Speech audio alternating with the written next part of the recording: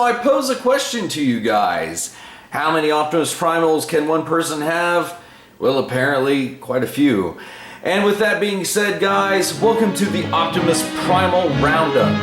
Now, what we're going to be doing in this video is we're going to be looking at each and every one of these guys individually. However, we're not going to go full tilt review because a lot of these guys either have their own review or have been featured very heavily via comparisons and other things like that. And there's only maybe 2 or 3 exceptions on this table, so we're going to try to go in mostly chronological order. With that being said, we're going to be looking at the very first iteration of Optimus Primal, which, as we discussed in this guy's video, his head was designed on that of Batman. The reason for that was Kenner at the time was the one that designed all these Beast Wars figures, not Hasbro. They had the license to Batman, so they figured, hey, this dude turns into a bat, so why not just give him the Batman head? I mean, you know, I kind of agree with it. Kind of makes sense. But I do love the fact that he has swords, and it is a little bit ironic that that did survive into the first season incarnation of Optimus. So I don't know whether that was just coincidence or intentional, but this guy is pretty interesting considering that it is not in the show at all. And him and the Gator Megatron make such an excellent 2-pack that it's kind of like this weird sort of what if, and I like that sort of thing whenever they're like, hey, what if he was this instead of this? So this guy has a little bit of a special place just because he's incorrect, essentially. Now, the next version of Optimus Primal that we got was based on his Season 1 figure. However, as you can see, he's sporting 2 of his mini plethora of gimmicks, and let me tell you, this guy has so many gimmicks. It kind of works against it in some ways, I feel, but you know what? He had so many things that a Season 1 form could do. I'm actually impressed they fit it all into one figure. Now, this guy right here is the 2021 re-release, which basically all that means is that the colors are not 100% to the original figure. But I believe they used the original mold because the original figure sported a faceplate. Later iterations of this mold actually went in and resculpted the head to be more accurate to the CGI version. But again, this is more true to what the original 96 or 95 release was for this guy. Like, none of the Season 1 guys were 100% perfect, such as like the Beast Wars Pterosaur, which really his robot mode looked nothing like his CG animation model. So these guys are a step in the right direction, essentially.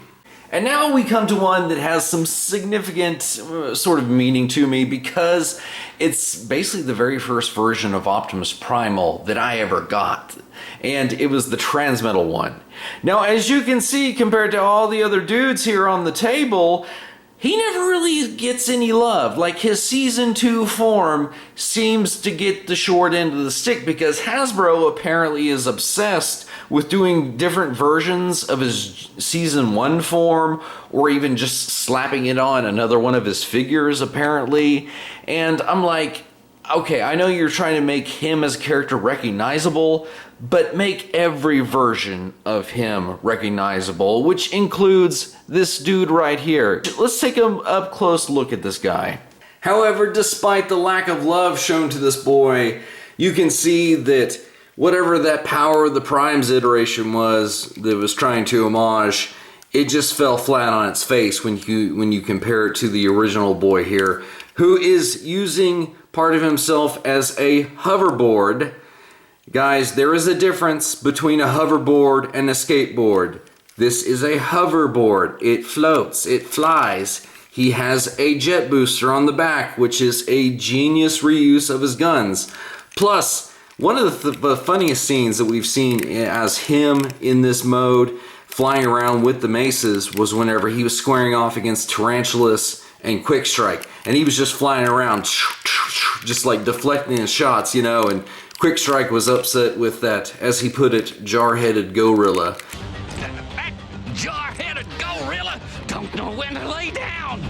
So when you're going to robot mode, you essentially will bring this piece down like that, And you can see that his arm was facing this way because that's where the chest was, right? You can see the arm and the hand are the correct orientation. Well, because essentially the figure is flipping around, you can see that this is a much more sort of organic styled hand.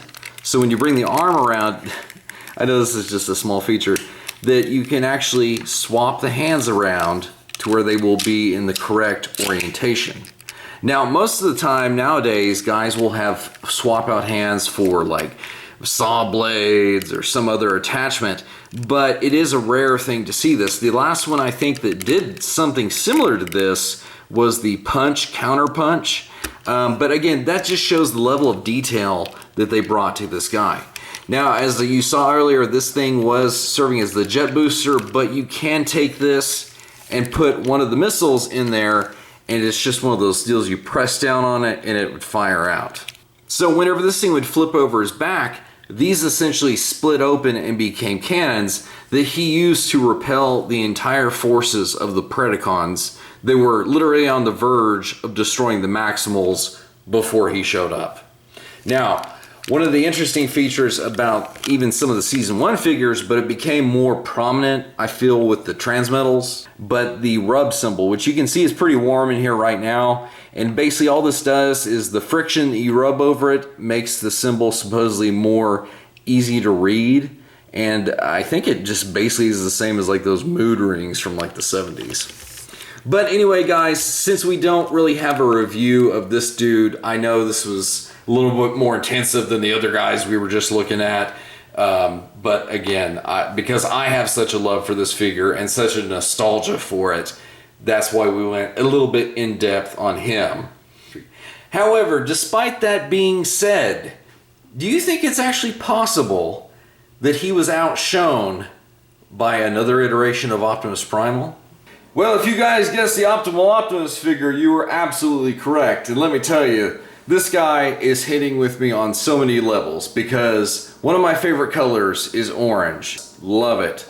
The fact that this dude has 4 modes: robot, mech gorilla, a hyper attack plane, a Cybertronian tank. Oh my gosh. You can tell that he has wings on the shoulders. That's like an automatic win for me. He's still rocking chrome blue like we saw in his previous version. But even now, the upper parts of his arms are sporting kind of this maroon metallic. I love the fact that they went in and sculpted a Maximal logo. Plus, one of the things that I really love about it is the fact that his eyes light up green, his cannon, the targeting thing lights up orange, the deals are red, especially when he has the missiles in there. He has missile storage on the legs and it doesn't look bad. His arms are so much longer in comparison to his legs. They feel out of proportion. The arms were not only necessary for gorilla mode to be accurate, but also it helped with his Cybertronian tank mode. And again, we'll see that it was probably a necessary evil. And that's like, of all the things that I could knock against this figure, just something that was a design necessity. Can I really knock it for that? I'm not really sure. We'll see later on how his Power of the Prime successors fared in comparison to the OG guy. Now, what could such an awesome figure be followed up by? I mean, Optimal Optimus was big, and I was like, man, I look forward to seeing how he fights Predacons on Cybertron in his optimal form. I was ready to see more of it. Because the only one that could really challenge him size and power wise was the Dragon Megatron. So I was like, oh man, this is gonna be so cool. And then the thing to follow up Optimal Optimus was this iteration. We've got to be fair that there were better iterations of Optimus for the Beast Machines line. This is probably one of the wackiest ones because it looks absolutely nothing like him, except say maybe some elements of the head, which I've always thought this was kind of funny for this guy because he had like what essentially to me always looked like a surgical cap, but apparently it's supposed to like flip over his eyes and be like a battle visor if he needs it, which again never was a thing in the show. Plus, I've never been a fan when they redesigned Optimus because to me Optimus always had more Optimus Prime-esque style things, like the, you know, the vent on the head and the side antennas, and like all of that was missing. Now, one of the interesting, and I'm gonna admit, kind of fun features about this, that again was never a feature in the show, is you can see he's got this flaming green ninja, you know, throwing star. And so while this arm over here has normal articulation, this one actually works on a spring so that you can literally load it in his hand and he can throw it. Although, like right there, not all that awesome. But, you know, he does have some really cool design choices with colors and things like that, so I'll give it that. Despite there was better iterations of him, this is the only iteration I got, and you can probably tell that after Optimal Optimus, I was a slight bit disappointed. Well, in 2006, guys, we actually had the titanium version. You're not expecting this thing to just blow your butt off, you know? You're like, okay, this is supposed to be a simple representation of him. And to its credit, it could do 3 of the 4 modes. The only one that was missing was the Beast mode, which, okay, I've got the original figure. What do I need it on the titanium version for? So, that was 2006. You want to guess the next time that we had a great and decent version of Optimus Primal? 10 years. And oh my, was it worth the wait? Because look at how awesome this masterpiece version of Optimus Primal is. It basically was what we wanted in the original figure from '96 but never got, because in Beast mode it's 100% accurate. In Robot mode it is, oh man, it is awesome down to the last detail, because as you can see here, yes, he is sporting the Battle Mask version. Like, this masterpiece does have the ones that show his mouth and, you know, different expressions and stuff. So basically, because he does have those 3 other faces, I was like, you know, this is the one that has the least amount of show time, so let's just put it on him.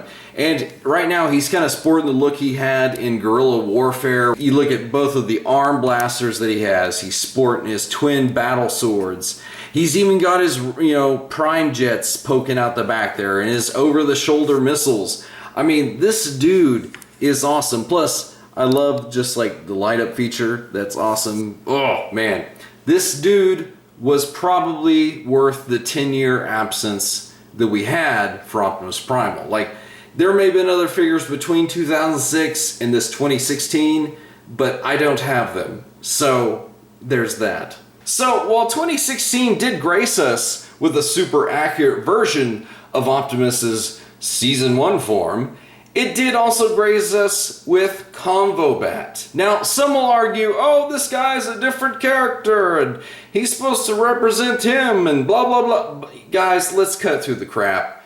In all honesty, it's representing the pre-Season 1 version of Optimus Primal, plain and simple. Really, unless you are blind, how are you going to deny that? Okay? But, yes, guys, honestly, that was kind of a cool thing that they're like, okay, you want some Optimus Primal? We'll give you a little bit of deep cut love here. And they certainly did, because my wife's mold, if you were going to homage this figure, that's a pretty good one to use, especially given that at the time, Titan's Return was killing it. So, definitely a wise choice with this mold. You know what's additionally funny about this figure? Is that it didn't just come with him, his swords, and his Titan Master. Oh no, they recolored Ape Face's little, you know, Titan Master figure, and as you can see, yes, it is based on the optimal form of Optimal Optimus with this color scheme, and the fact that his Titan Master can ride in it as a beast, a jet, and then also it can turn into some sort of weapon mode that he can hold.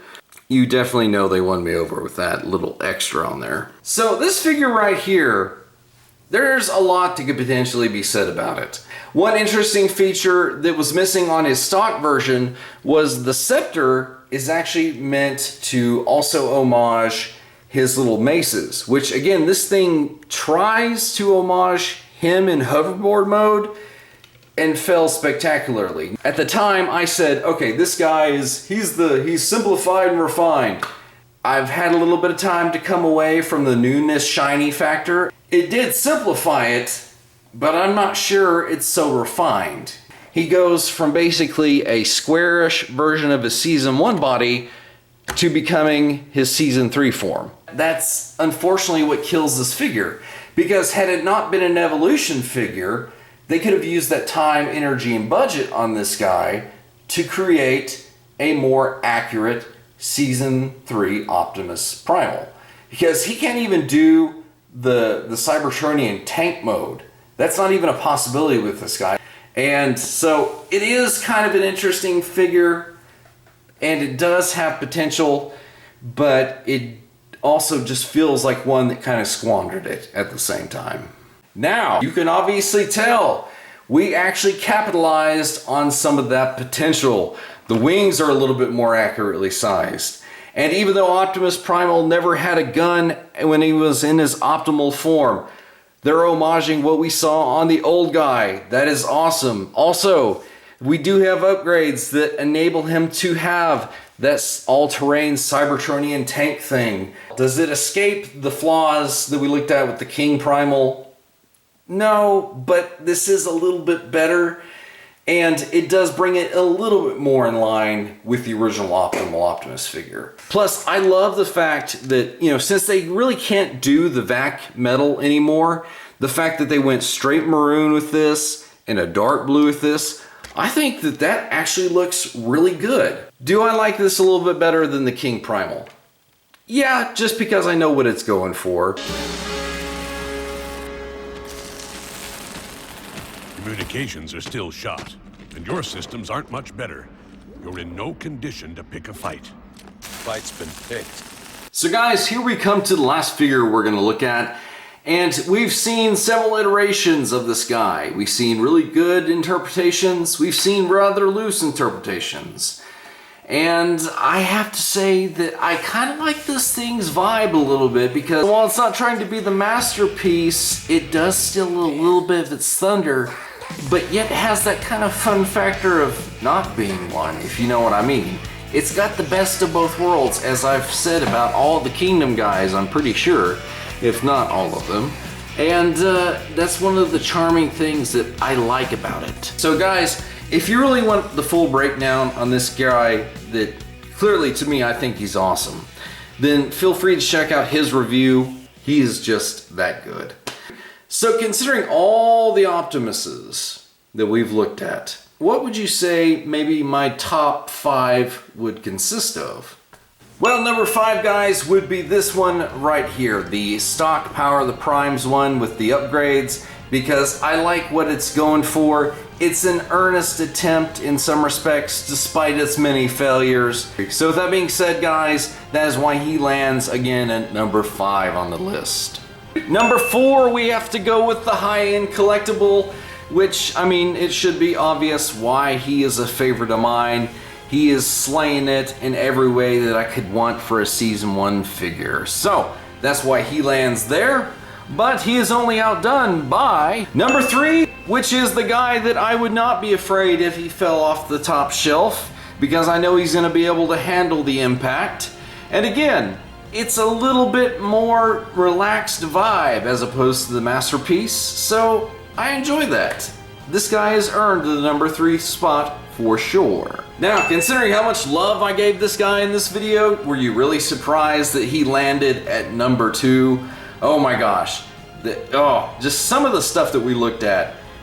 One day I may do a full review of this guy, who knows. But for the things that we looked at, it's just still a lot of fun, even as an adult, even though I don't play with it. It's just a nostalgia thing is why he lands at number 2. And if the class was paying attention, this probably was no surprise that this guy lands at the top of the pile, because on the main channel I have said that this guy is my absolute favorite. This is my absolute favorite form of him. Was anybody really shocked by this? Because I'll be shocked at that point, because that means you were not paying attention, clearly, whenever I about drooled over this thing. I'm hoping that we get a new version of him, because they just released the Transmetal 2 Megatron in Legacy, right? As of the time of this video.